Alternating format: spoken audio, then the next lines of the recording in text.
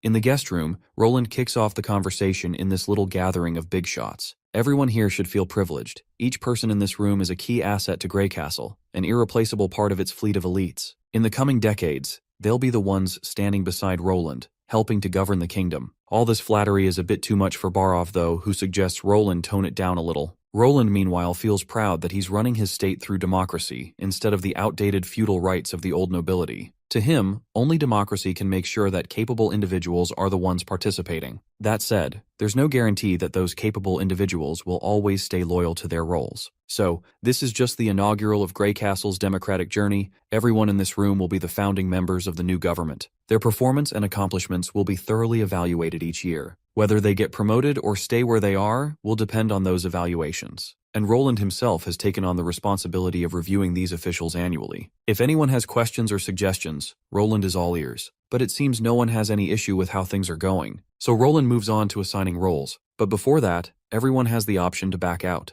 Those who choose to leave will receive a hefty compensation in golden royals, but those who stay will have to shoulder their duties and responsibilities. With all that said, they're free to make their decision. Silence fills the room, a sign that no one's planning to chicken out of their responsibilities. So, Roland proceeds to appoint each individual to a suitable role. First up is Barov Herman, who's been promoted to Hand of the King. He'll be in charge of coordinating all departments, including his previous responsibilities managing the treasury. Next is Edith Kant, formerly known as Iris, who's now the new head of the general staff. Her department will handle everything related to strategic planning. While the delegation continues, we fast forward to later that day. Roland and Nightingale are alone in the office, as usual. She serves him a cup of tea to make up for the sweat he lost in the meeting. As he sips it, Roland starts giving her these weird, intense stares, the kind that clearly say he's up to something. It doesn't take long for Nightingale to notice the awkward tension, causing her to get flustered. She wonders if she just happens to look really good today. Roland, not exactly an expert in romance, has no idea how to respond without making things even more awkward. He's clearly flustered, a detail that doesn't go unnoticed by Nightingale. She moves in closer, pressing him to spill what's on his mind. Then she fades away after teasing him a bit. That gets a smile out of Roland, seeing that Nightingale is just as cheeky as ever. Honestly, this interaction felt kind of pointless. We didn't really learn anything new. Cut to the wild snowfield. Flying through the blizzard are Maggie and Lightning. They're now less than 100 kilometers from the ruins of Tequila. Turns out, the girls are out scouting, trying to get a peek at what the devils are up to. As they get closer, they begin to hear these nasty, unsettling sounds. And when they finally get a look, they see devils and demonic beasts going at each other. Both of them are stunned. They've never seen anything like it. Now it all makes sense. That's probably why Neverwinter has been so quiet this year during the months of demons. Lightning notices something off. Demonic beasts are usually drawn to magical artifacts. So it's likely the Devil King brought one of those artifacts into this desolate land. Pretty rookie mistake in Lightning's opinion. Now all the demonic beasts are getting pulled in because of it. Still, she figures she might as well have a little fun down there. With a wave of her hand, she unleashes a crackling bolt of lightning that tears through the devils. After taking down a couple of them, she notices something very different. A devil with human features. Lightning can instantly feel this overwhelming presence pinning her in place. She wants to run, but her body won't move an inch. That devil woman is clearly using some kind of magic that's messing with her hard. Thankfully, Maggie starts pecking at Lightning's chest, snapping her out of the trance. Finally able to move again,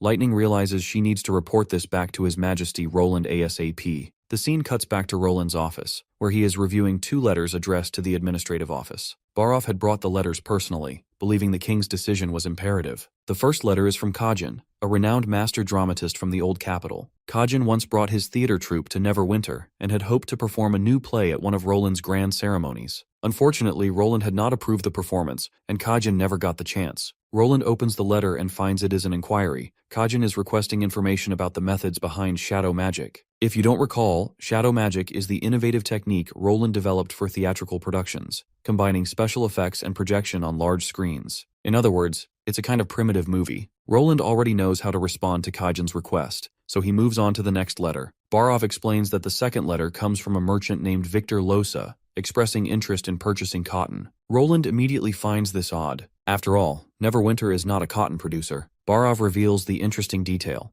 This is a custom request intended to be fulfilled through Miss Leaf of the Witch Union. Sister Leaf's story has long been immortalized in the Witch Diaries comic series, so it's no surprise that foreign merchants are familiar with her. What catches Roland's attention is that Victor is the first merchant to specifically request cooperation with a witch. At that moment, Roland orders Barov to summon Victor to the castle. He wants a private audience. After a brief wait, Victor arrives and stands before Roland Wimbledon. Victor explains that he wants Miss Leaf to cultivate high-yield cotton seeds. With cotton of superior quality and lower cost, he plans to open a new clothing store. Using this advantage, he aims to promote affordable yet quality clothing throughout the kingdom. Since Miss Leaf has already demonstrated the ability to cultivate golden wheat yielding 3 times the average harvest, Victor believes she can similarly triple cotton yields. Cheaper raw materials will reduce clothing costs significantly. Moreover, this venture would save substantial upfront investment and generate over 2,000 jobs. Roland appreciates that Victor intends to manage everything himself, meaning the king would not have to bear any financial responsibility.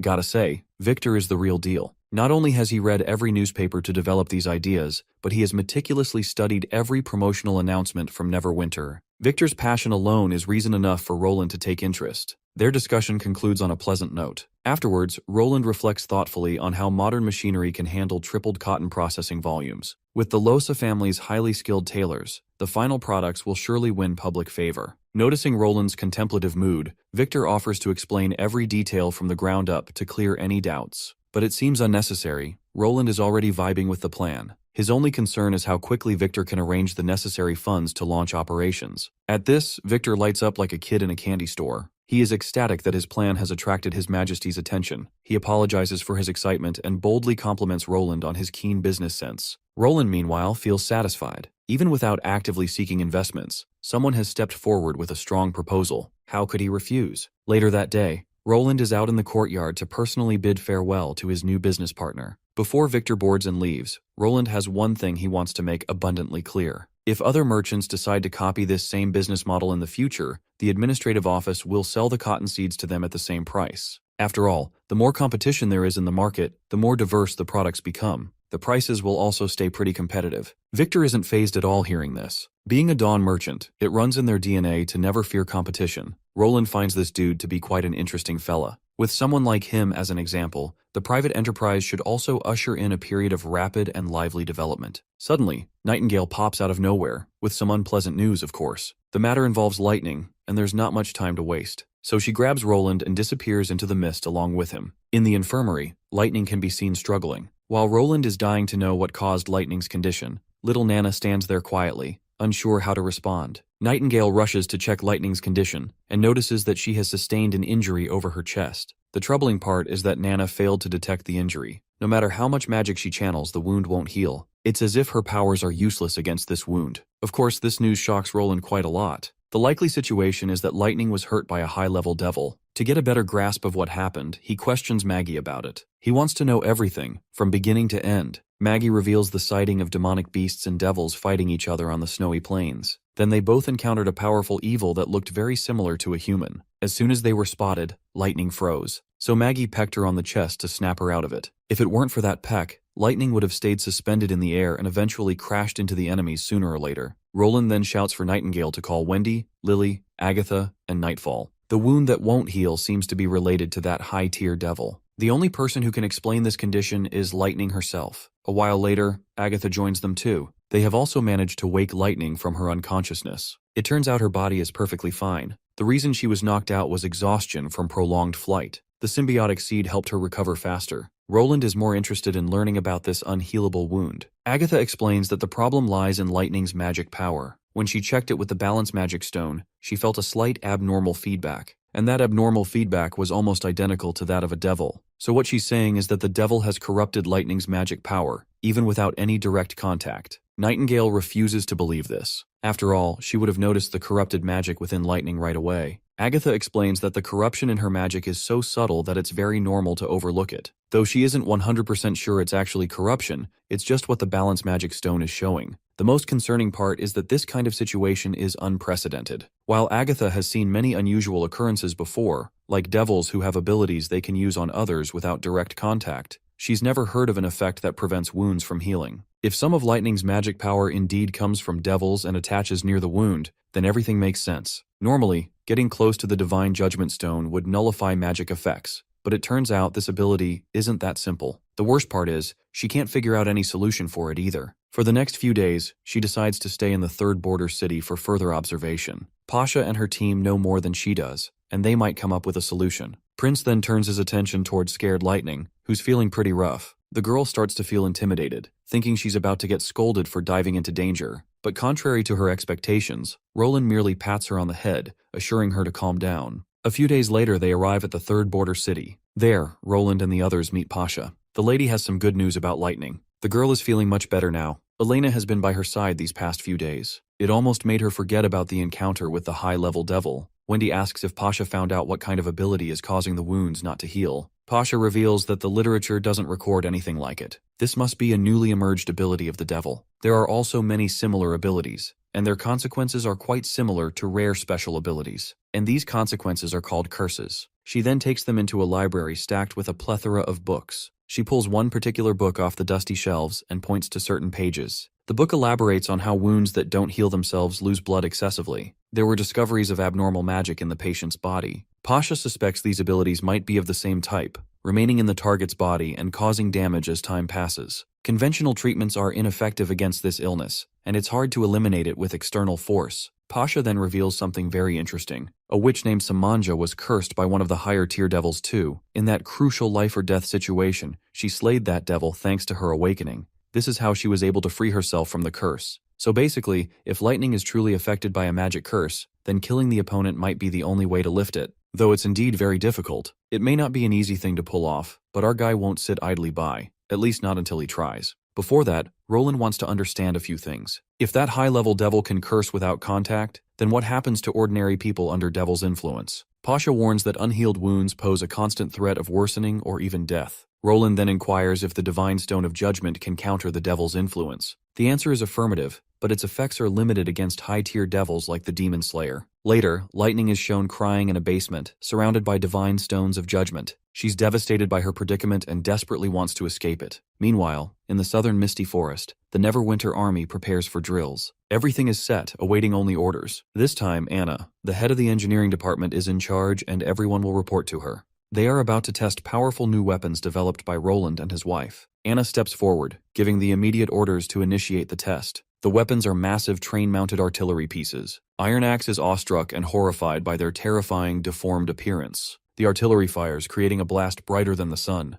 Roland and his wife are thoroughly satisfied with the successful test. Iris is also excited, believing this will significantly bolster their chances against the devils in Tequila. She asks for the weapon's name, and after a moment of thought, Roland christens it Black River. This name symbolizes humanity, the Black Team, opposing the devils, the Red Team, who rely on the red mist. In Bordertown, we follow an average NPC family. Today, the men of the house are out. The uncle is accompanying his two nephews, who are looking for job opportunities. The uncle already has a well-paying, reputable job, so he is just tagging along with juniors. As they walk, chatting, they notice a recruitment booth drawing a large crowd. It's a limited military recruitment drive, attracting attention because of the limited positions. What makes it even more appealing is that no educational background or ID card is required, only good physical condition. Many are skeptical, as open recruitment typically only happens during the War of Kings. One nephew weighs his options, realizing joining the First Army means lifelong security and even a post-mortem pension for his family. Eventually, he decides to join. His brother is hesitant, but their uncle's encouraging pep talk galvanizes him, and he too decides to enlist. The recruitment begins. Contestants who pass the basic criteria proceed to a booth for a test. The brothers are curious about what awaits them. The older one is confident it will be a physical fitness test. However, unpleasant noises from inside, sounds of distress and gagging terrify them. They dread the worst, fearing it's an endurance test involving torture. The test continues, with a 90% elimination rate. Literally, 9 out of 10 people are eliminated in each iteration. The eliminated individuals appear weak in their legs, despite not looking weak otherwise, which just only adds to their apprehension. Their turn soon arrives. Upon entering, they are greeted by the examiner, who doesn't introduce himself. He believes everyone present will eventually be eliminated. Even if they pass the assessment, it's only the first step out of many. Seeing how stringent the criteria are, the nephew starts thinking that maybe this new force will be a reserved, specialized one.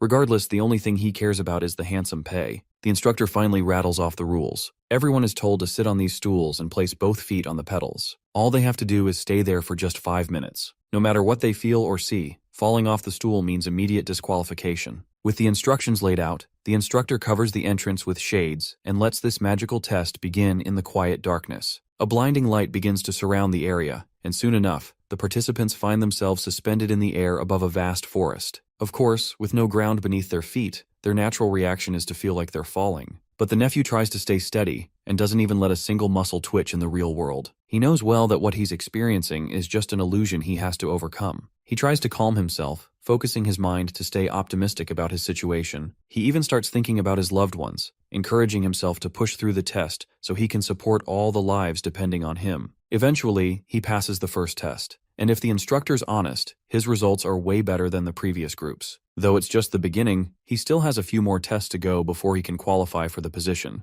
Meanwhile, Bro is feeling stiff from head to toe, which explains why those he saw before looked worse for wear. The sad part is, his brother got eliminated. He finally makes it to the next tent to take part in the next round. This time, the test seems to revolve around spinning, since there's a clear carousel in sight. This round got a 10 out of 10 baddie as an instructor. The rules for the second round are pretty similar to the last. Just sit tight and hold on till the end. With that, she presses the button, and the carousel starts spinning the participants. The speed is so fast that all he can see is a blur. He can feel gravity pulling him down, and the spinning pressure weighing on his head. When the test ends, the male instructor congratulates every participant who managed to pass the initial screening. They're told to wait a moment because there's something he wants to drill into every new recruit. Many people join the army for the high pay, but what keeps them motivated isn't just the fat paycheck. There's something way more valuable than money. Everyone will understand this when the time comes, and they'll realize how narrow-minded they were about the importance of their position. With those galvanizing words, the instructor leaves, as many potential candidates are waiting for their evaluation. The nephew didn't expect the instructor to be so welcoming and encouraging, especially compared to his initial behavior. He didn't even bother to introduce himself before. So the guy gathers courage to ask his senior's name.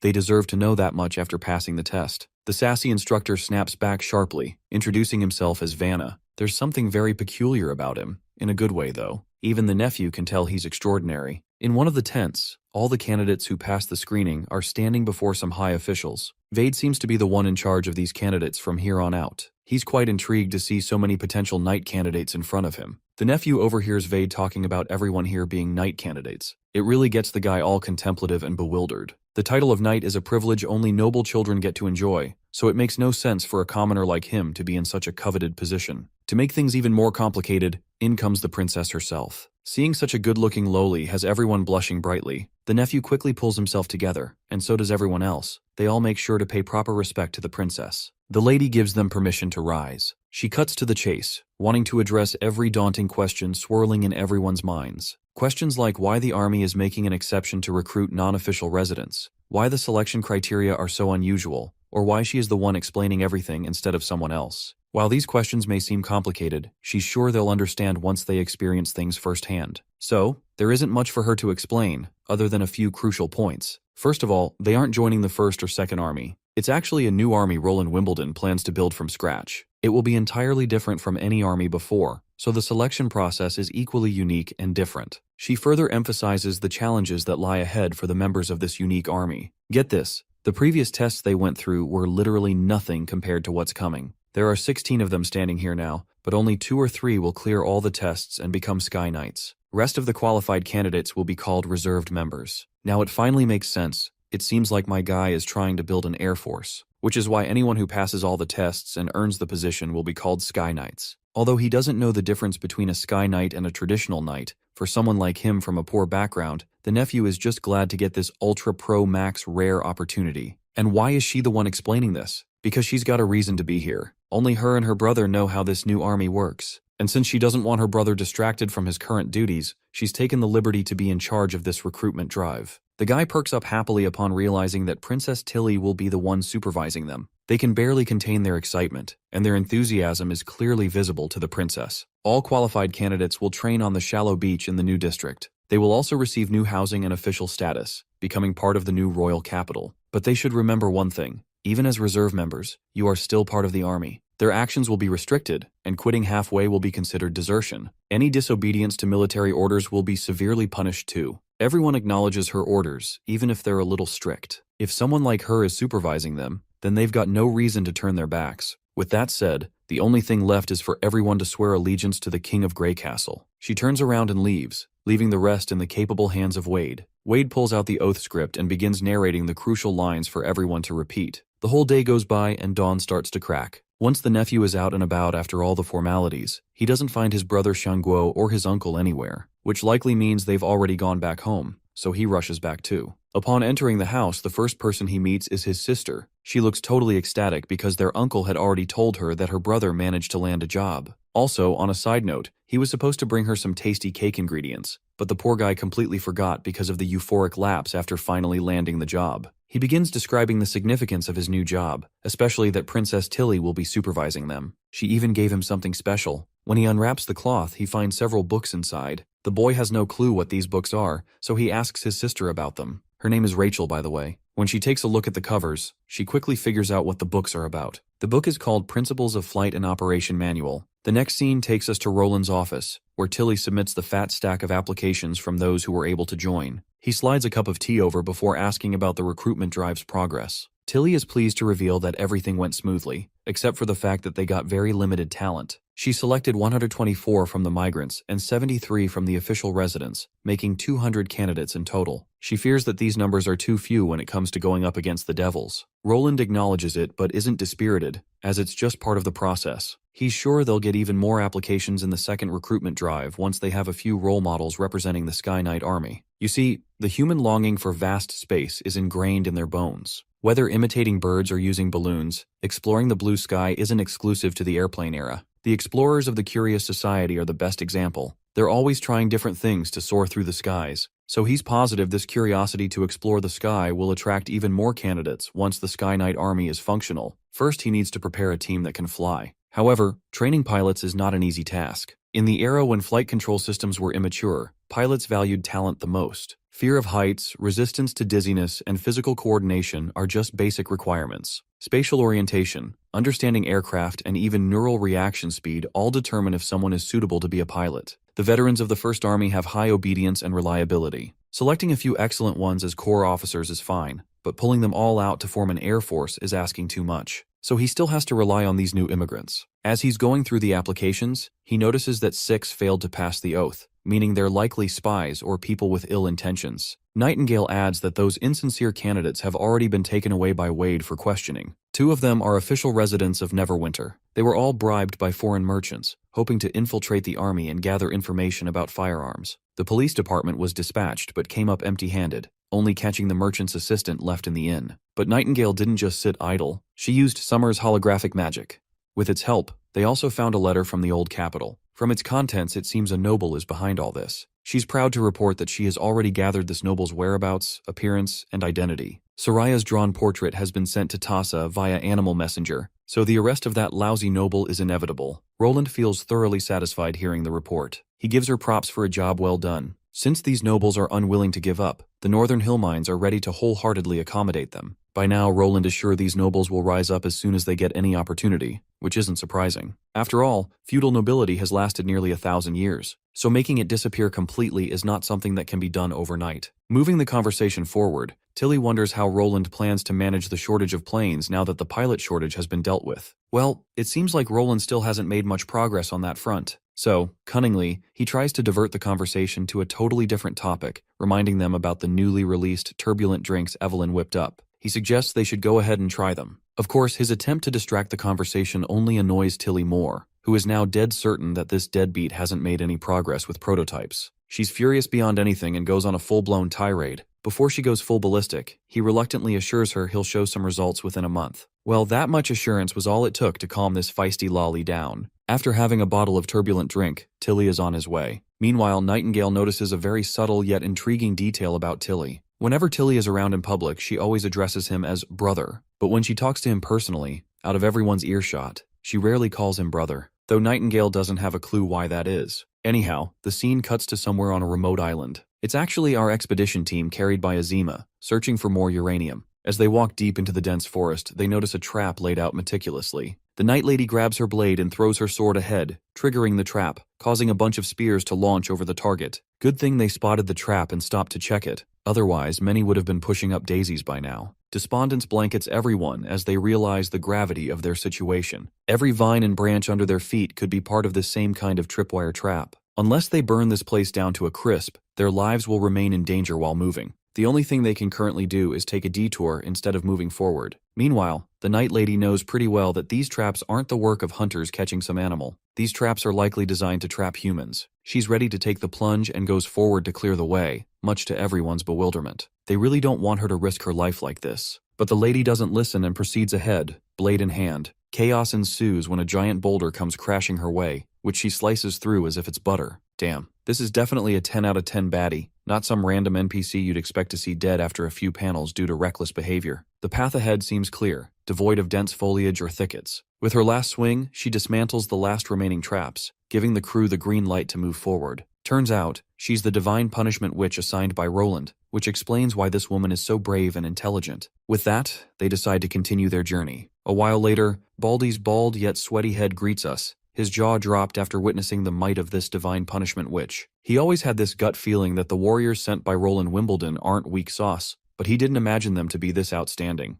The divine witch cuts through the chatter and tells Baldy to start rattling off the truth. Of course, Baldy starts sweating in apprehension, as if he has no choice but to spill all the details he's been hiding. The woman demands to know why traps are placed all over the thickets of the mountains. She's smart enough to recognize that these wooden spear traps aren't very effective against beasts, which likely means they're meant for people. Baldy shares the same thoughts and adds that the higher they go, the more traps await them. That's precisely why it's also called Trap Mountain. These traps were left by generations of lords solely intended to defend against the Wolfheart Kingdom. This comes as great news to everyone. Baldy further briefs them about this mountain range that stretches from the coast to the Old Holy City, serving as a natural border between two kingdoms. Since the King of Dawn's terrain is lower, it feels like it's trapped within a cage, which is how Cage Mountain got its notorious name. The main problem lies in the shape of the mountain. The mountain isn't very steep, making it easier to descend. That's why bandits, hunters, and refugees from neighboring countries often infiltrate the Kingdom of Dawn's territories via Cage Mountain. At first, they only scavenged resources in the mountains, but later on, they started stealing and robbing villages, causing panic among local residents. The Lord was also fed up with all the nonsense, so he came up with a permanent solution to combat the situation. Since the Lord didn't need the mountain's resources to sustain his people and economy, he sealed the mountain. After sealing it, the Lord planted fast-growing weeds and vines inside and set up lots of traps.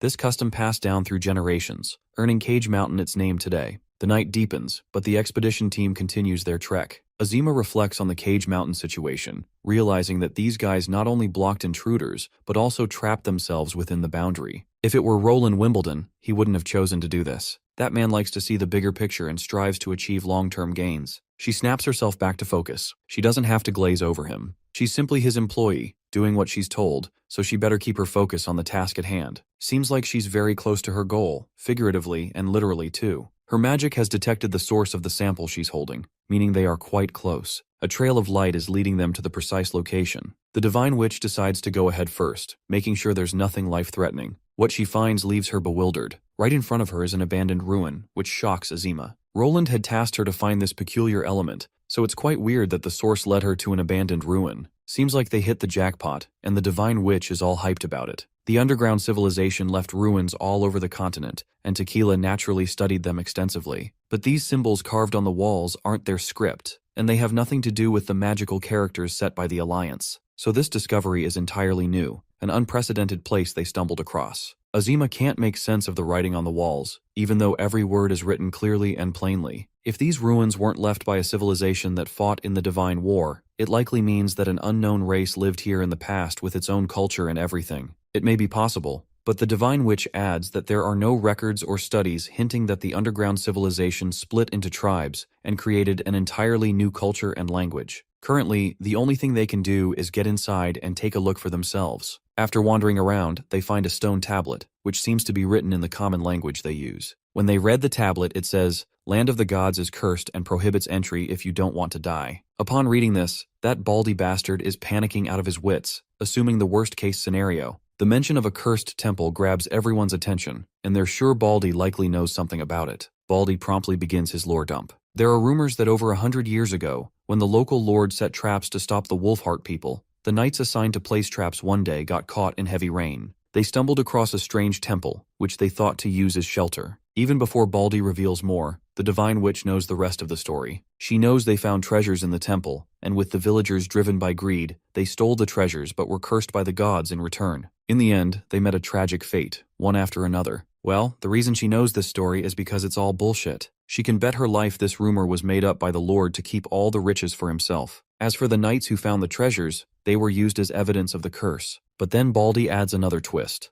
Those knights supposedly cursed didn't die immediately. It took about 10 years for them all to die off. It's said they suffered extreme pain until their deaths. Even the skin on their faces peeled off, revealing rotten flesh underneath. To prevent bad luck from spreading, the Lord forbade anyone from approaching that area. Currently, no one knows its exact location. I think I've cracked the code on what this curse is all about. It's fucking uranium radiation. Rather hilarious that Roland forgot to tell them about radiation's existence. Night is already upon them, and after absorbing all this lore from Baldy, the Divine Witch is still not satisfied and wants further clarification. Baldy once again doubles down on what he told them. He heard all of it at the tavern. If they don't believe him, he simply suggests they verify the rumors themselves. Azima begins weighing her options. After giving it proper thought, she starts to believe it might actually be a curse from the gods. One of the guys in charge of the expedition suggests heading back to town first to gather more intel before making their next move. Hearing that these guys are still planning to get inside, Baldy starts losing his bananas. He can't quite believe their objective was to enter the cursed temple to begin with. The Divine Witch knows it's complicated to explain.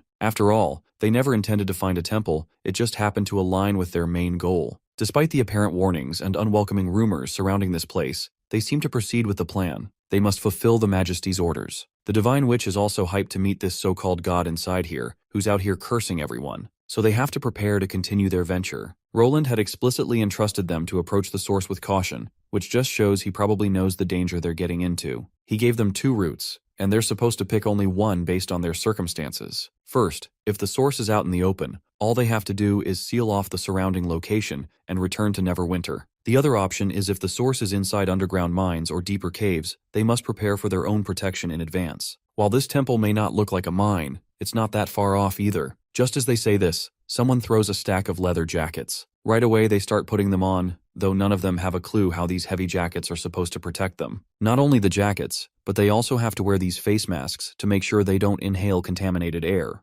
Azima finds these suits kinda adorable. The guy in the suit suggests only 5 people go inside, while the rest stay here. Other than Azima and Miss Rosser, who are already tagging along, he invites 2 more people for this journey. Rosser, meanwhile, refuses to wear this goofy-ass suit. For a divine punishment warrior like herself, her resilience and ability to self-heal are off the charts, so some random poison isn't likely to take down a muscle mommy like her. Not to mention, the suit would limit her movements and restrain her senses, so she'd rather skip it than risk everything inside unknown territory with unknown dangers waiting for them. Also, they only have 5 sets of clothes, so it's better to keep 1 spare set outside for a rescuer to wear if needed. Azima fears the consequences if the rumors about the curse and God are true. The Divine Witch isn't fazed at all. In fact, she's ready to face any challenge like the Chad she is. Her unwavering resolve really makes that ordinary human a little worried, though he doesn't argue and proceeds to lead the party inside. Not long after, they're trekking through uneven terrain. The entire place has already been consumed by thick roots sprouting everywhere. It's that muscle mommy who's clearing the path with her godly prowess. With roots penetrating the tunnel from every direction, it's clear this place has been abandoned for a long time.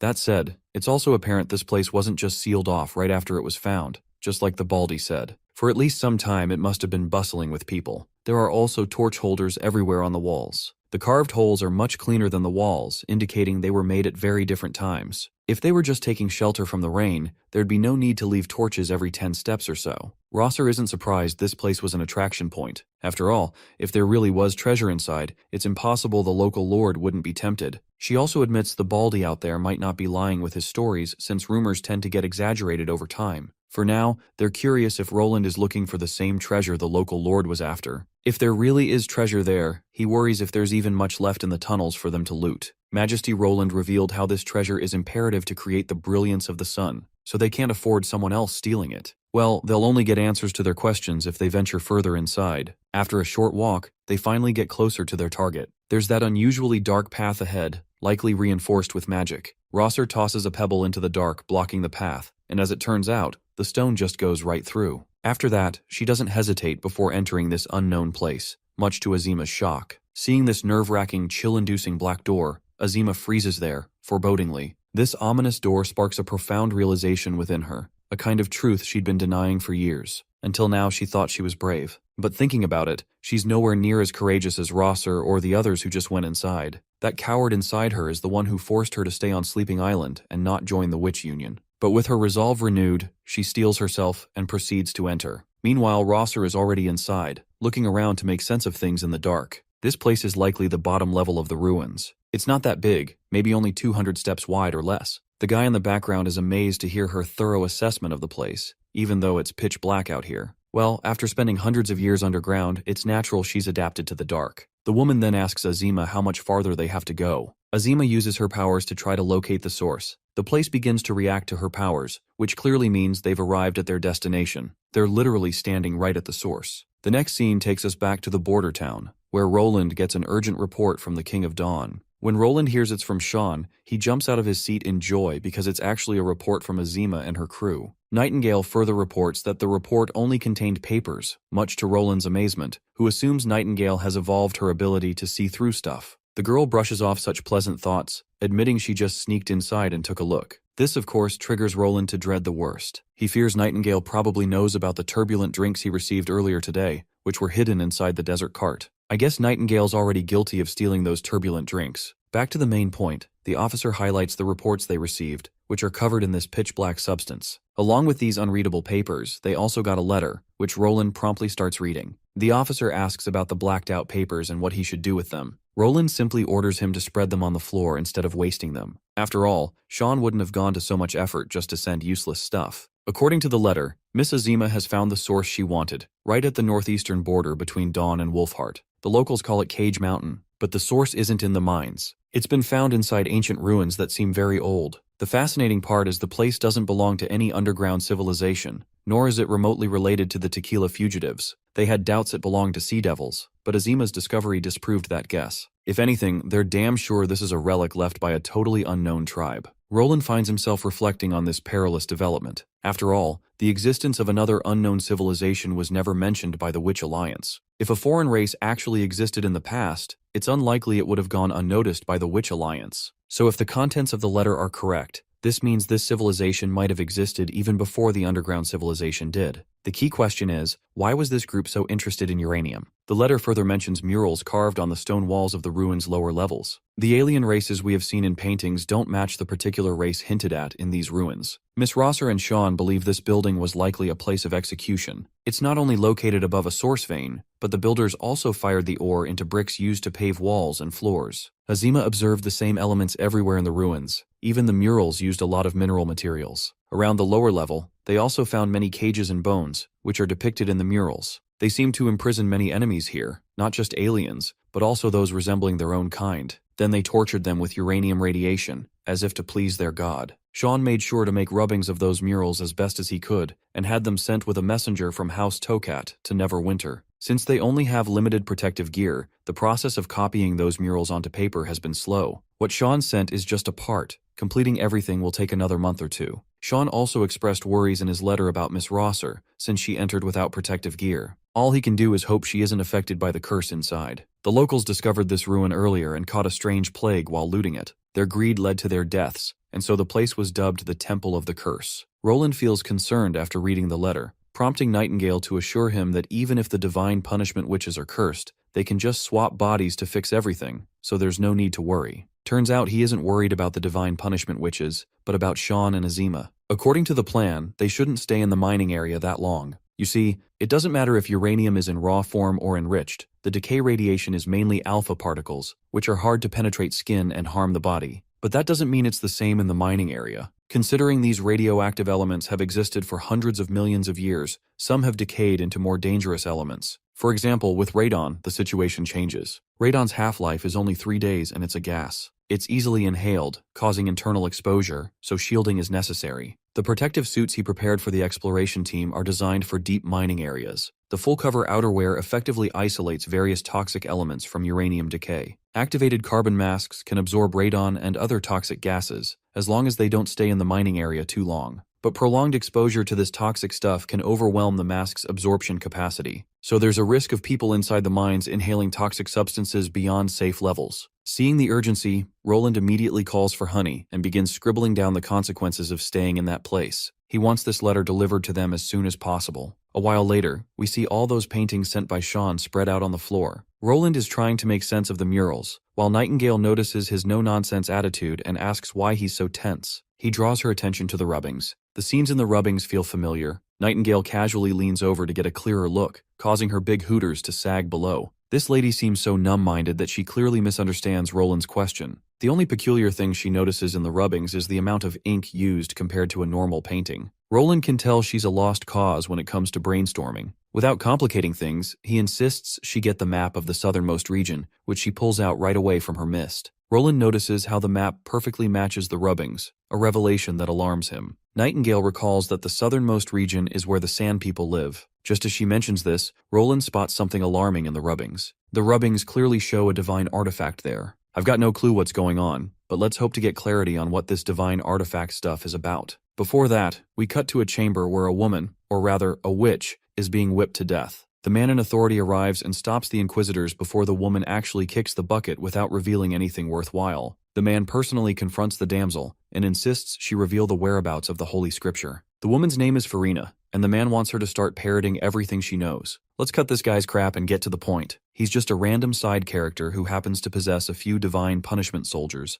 which he acquired after the fall of the church. With these soldiers, he planned to take over Duke Island, but most of his army has already been injured or died in battles. Now he wants this thing called the Holy Book left by the last pope, and he wants this witch to reveal its location. His name is Lorenzo, and the witch calls him a traitor. She fought his divine punishment warriors until she couldn't anymore but was captured in the end. However, she was able to chip away at the large number of soldiers this bastard had, so she throws a jab at him about how utterly weak he is right now. That's why he wants the Holy Book, to learn how to produce more divine punishment warriors and maintain his power. All her words crawl under this bastard's skin, who wastes no time bitch-slapping her and grabbing her by the throat in frustration. He threatens her to reveal the location of the book, but the lady's response remains the same. She doesn't know. Lorenzo is done insisting. He orders his men to amputate the limbs of the woman's friend and bring them to him. But this threat clearly fails to faze her. After all, she knows for the fact that her companions had already been killed. The fingers he brought earlier were clearly from corpses. Besides, she's not even the acting pope, so there's no way in hell she's ever come into contact with the Holy Book. That guy Tucker Thor might know something about it,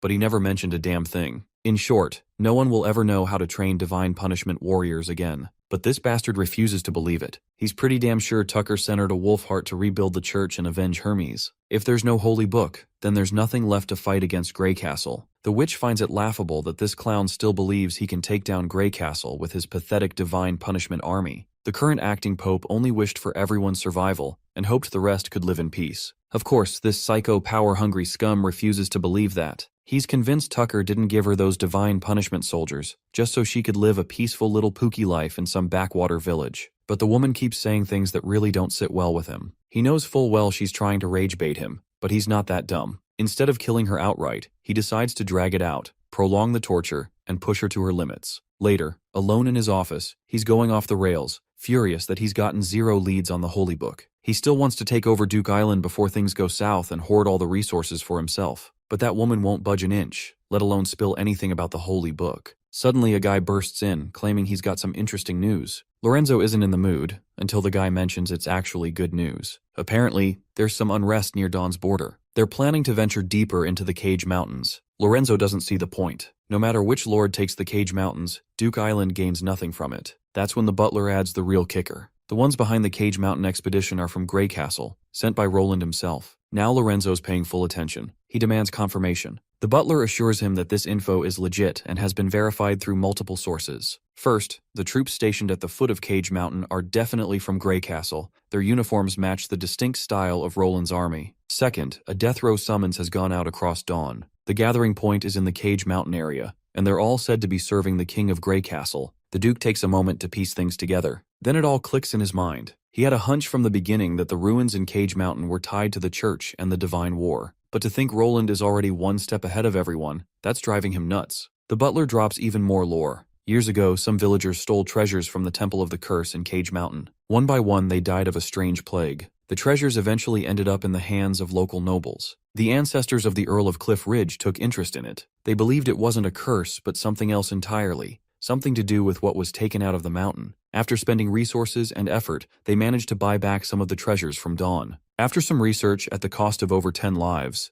the old Earl discovered something odd. It looked like an ordinary object, but it emitted deadly rays. A weapon that kills invisibly. But after just a few uses, it stopped working, like it ran out of power and turned into a dead object. Despite the old Earl's attempts to re-enter the Temple of the Curse, he never figured out how to restore it. So he recorded the story in the family's history, hoping future generations could solve the mystery. That strange item became a family heirloom. Over 100 years later, when Cliff Ridge was conquered by the church, it changed hands. That's when Lorenzo got his hands on it. He tried to tinker with it for quite some time but got nothing out of it. So he packed the treasure away in storage, planning to send it for centralized disposal in the Holy City. But after the crushing defeat at Cold Wind Ridge, the church's stronghold collapsed, and the seized supplies were left unattended. Lorenzo forgot about it until now. With the butler reminding him, Lorenzo gets fired up again. If he can unlock the secrets of that weapon, it would be the perfect alternative to divine punishment warriors. A weapon that kills silently, invisibly, without anyone knowing? That's a dream come true. He starts daydreaming of the glory that awaits. He invites the butler to the supply warehouse, wanting to confirm the relic is still there. After digging for a while, they finally find it, that uranium stone. As Lorenzo stares at it, it suddenly starts to glow, shining with an eerie green light. The Duke's eyes widen with excitement. The damn thing is reacting to his touch, even after lying dormant for over a century. He's on cloud 9, convinced he's cracked it. He entrusts the butler with a mission.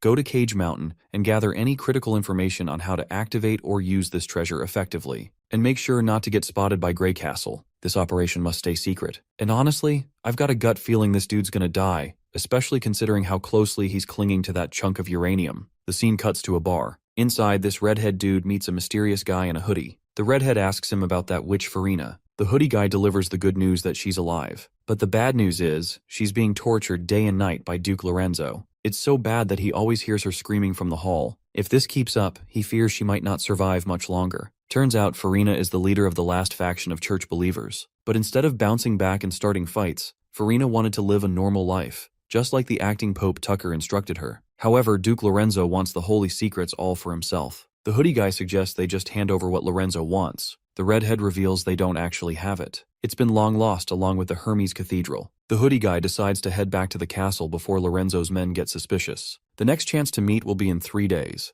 For the meeting place, the redhead picks the same pub again. Before leaving, the hoodie guy shares some juicy details about a convoy Duke Lorenzo sent to the Cage Mountains. With that, he leaves. Meanwhile, the redhead starts piecing things together and notices how the Cage Mountain has been mentioned a lot lately. This Cage Mountain has to be the game changer if anything. Acting Pope Tucker left this guy some papers before he jumped off the city wall. These papers contain stories about humans and devils, and the origin of the Divine Will battle. This shocking secret stuns everyone and helps him understand why Tucker evacuated Hermes. Lorenzo once collected supplies looted from Wolfheart, and the legendary Cage Mountain treasures were reported as a special acquisition. Whether it was transported to Hermes or not, he doesn't know much, but that's not important right now. What's crucial is whether the King of Grey Castle is also searching for it. The Wolfheart nobles might hesitate, but Roland won't. No one can withstand that terrifying army's assault. As long as he can use them to eliminate the traitors, this will give the redhead the chance to rescue Farina amid the chaos. Her cute face flashes before his eyes, making him go all pooky and swoon. We then cut to the third border city, where the tequila witches are trying to piece things together. Even after combing through every record and book, they haven't found a single mention of what Roland gathered from the rubbing sent by Azima and Sean. They're all exhausted searching for clues, but have managed nothing. Roland suggests they take a break, but Pasha's curious mind won't rest until she finds the place. She's amazed by Roland's discoveries.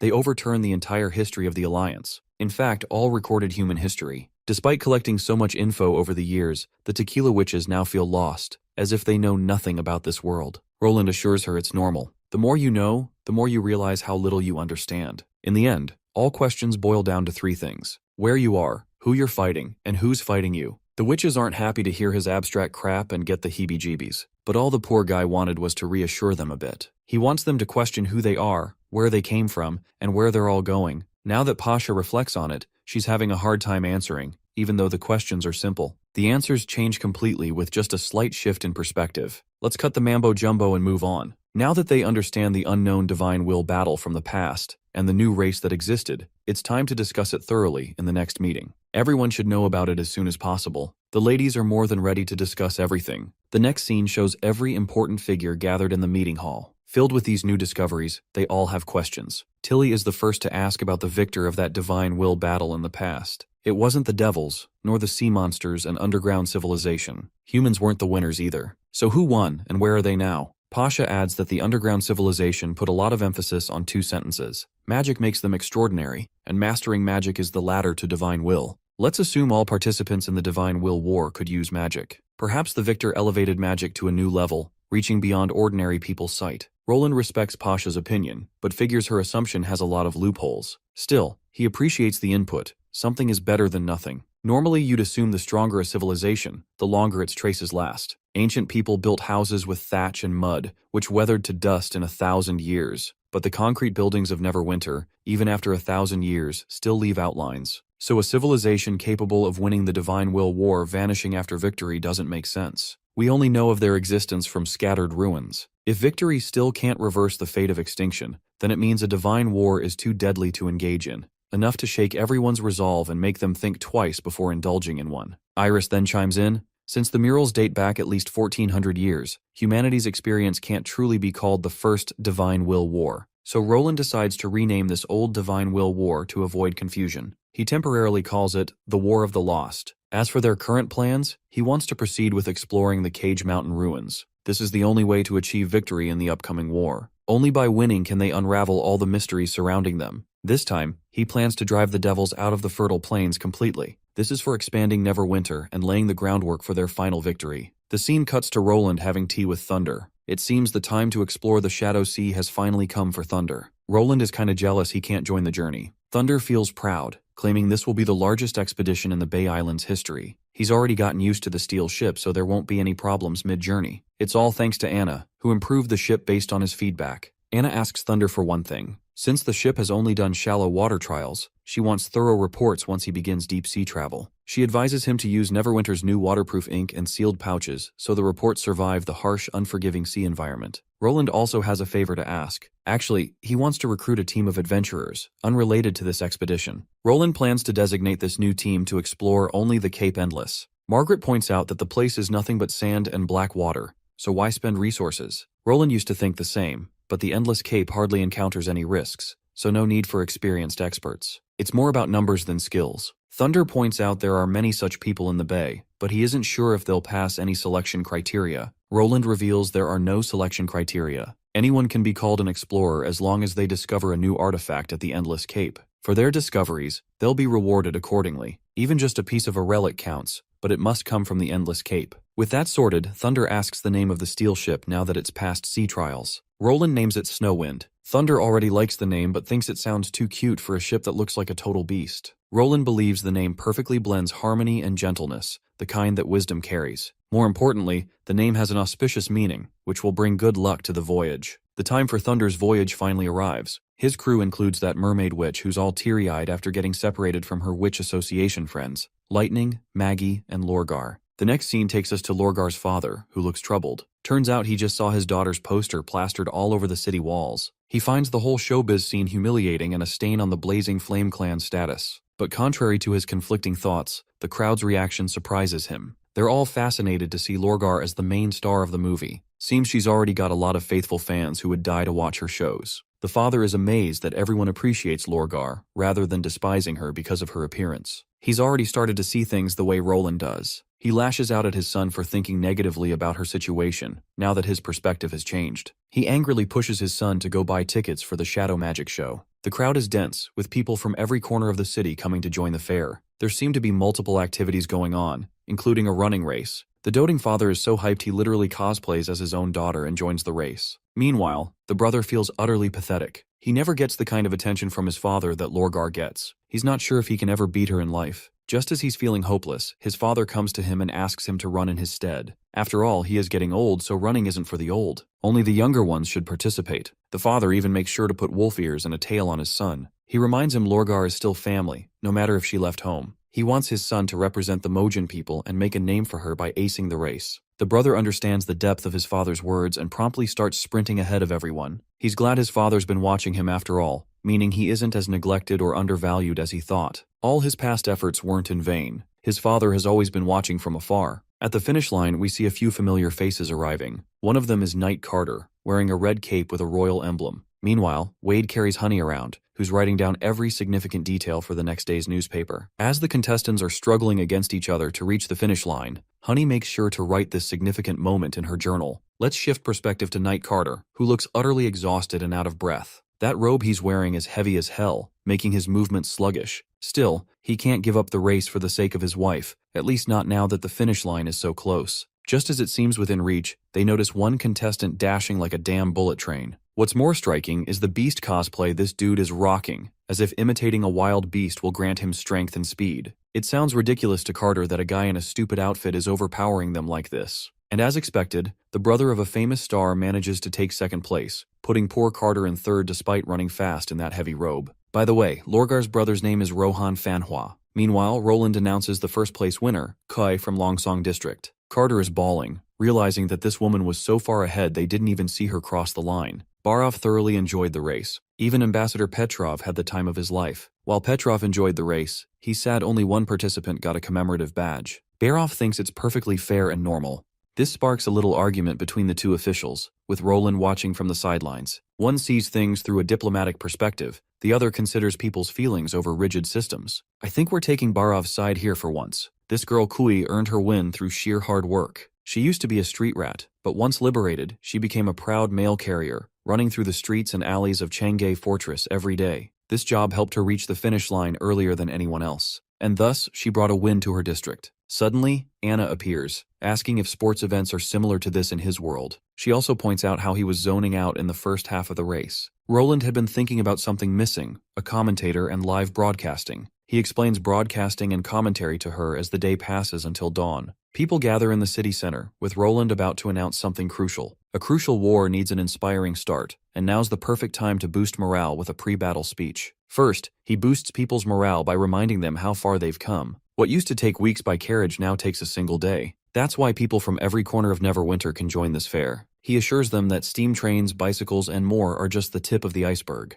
There's a lot they'll achieve. The word impossible is just a relic of the past, and this race proves it. The crowd fires up, believing impossible doesn't exist so long Roland is around. It is then Roland slips in the day's main highlight, the war with the devils. He reminds them the war has reached a crucial moment. After today, the First Army will march to the fertile plains to launch a second attack on devils entrenched in the city of Tequila. These enemies are brutal and insatiable. Their minions turned prosperous human empires into blood-soaked wastelands. Innocents were slain in the tens of millions, enough to fill Neverwinter with bones. He believes they must fight before disaster strikes everyone. Neverwinter can now fight them on land, sea, and sky, until the devils are gone and no enemy can threaten humanity's pace. He's also grateful for the contributions of the Mojin people and those from the Bay and other kingdoms. This means everyone is setting aside prejudice and barriers, connecting further. He hopes this continues. To the devils, it doesn't matter your age, gender, or belief. They only care about total slaughter of mankind. So this isn't just Grey Castle's war. It's a war for all humanity. When fear grips anyone's heart or they want to retreat, they should think of today's miracle. As long as everyone holds faith, repels danger, victory is within reach. To emphasize how honorable it is to work hard and win, Roland calls the top contestants, one winner from every game. They will receive the honor they deserve.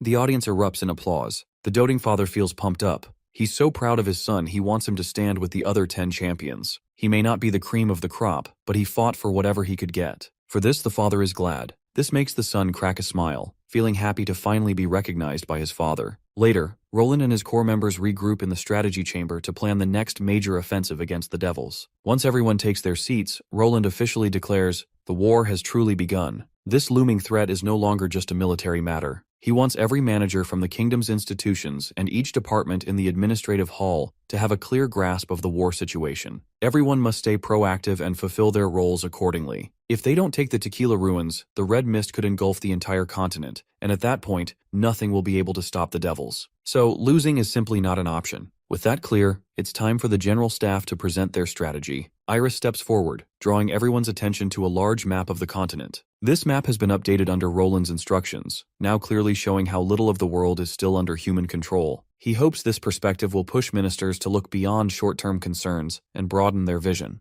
That's likely one reason why Roland decided to revise it. First, they need to understand that this northern expedition isn't like anything they've faced before. The outcome won't be decided in one swift stroke. This will be a long, drawn-out war, and Iris wants that drilled into everyone's heads. Baldy Bravo raises a question. Does she have an estimated time frame for when this war might conclude? Iris explains that it depends entirely on the strength of the Devil's counterattacks. The general staff ran several simulations, with help from the Tequila Witches, assuming the enemy attacks would match the scale of the Northern Hill battle. If things go well, in 3 months, Neverwinter's cannons could be pounding directly on the enemy's front lines. But the Devils aren't fools. They won't keep repeating the same mistakes. Sooner or later, they'll realize the strategic importance of the railway lines. However, Iris is already preparing for that possibility. Since the situation is unpredictable, she urges the administrative hall to allocate resources for worst-case scenarios. The worst case? The war stretches from spring to winter. And then, during the months of demons, they'll still have to keep fighting. But as long as they don't retreat, the result will be a stalemate, and when the snow melts, the war will pick back up next year. That said, the chances of this exact scenario aren't high. After all, devils can't outbreed bullets. Barov decides to start stockpiling food reserves from neighboring territories. Golden number 2 seeds have been distributed throughout the kingdom, so unless something goes terribly wrong, this year's harvest should be solid. If they collect it all, it should meet the First Army's needs for at least a year. He also recommends adjusting the work of the chemical department to maximize production of gunpowder and explosives. Iris adds that simply destroying the devil's base isn't enough. Neverwinter must completely eliminate the enemy. This means before launching the final assault, they need to ensure every single route for the enemy to retreat is blocked, on the ground and in the skies. Only witches can ensure this, because of the threat the high-tier devils pose with their curses. There's a particular high-ranking devil among the enemy who can cast long-range spells, and Roland doesn't yet know how to counter it. He suspects it's similar to the church witch's black veil. If the First Army gets cursed, even victory would be a tragedy. So, to ensure the devils have nowhere to run, they must destroy the mist towers and cripple the enemy's war potential. That is the main purpose of this expedition. The operation is codenamed Torch, symbolizing both the light of hope to destroy the devils and the blazing flame that will illuminate the fertile plains. With all plans laid out, Roland expresses his hope that everyone will do their part to bolster Grey Castle's strength in the war to come.